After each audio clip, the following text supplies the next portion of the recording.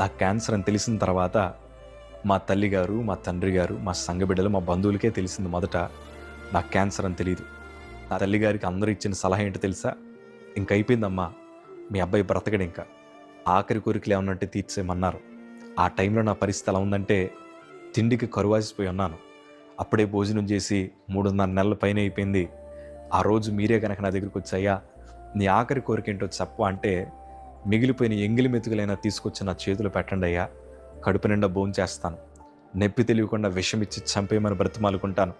అలాంటి పరిస్థితిలో బ్రతుకుతున్న నాకు వైద్యులందరూ అన్నారు, "ఇంకెక్కడితో అయిపోయిందమ్మా, మీరు డబ్బులు ఖర్చు పెట్టొద్దు. 60-70 లక్షలవుతాయి" అన్నారు. కానీ మా తల్లిదండ్రులు ఈ ఆపత్కాలంలో నమ్మదగిన సహాయకుడున్నారు అన్న సంగతి జ్ఞాపకం విశ్వాసంతో అడుగులు ముందుకేశారు. దేవుడి రోజున మమ్మల్ని నిలబెట్టారు.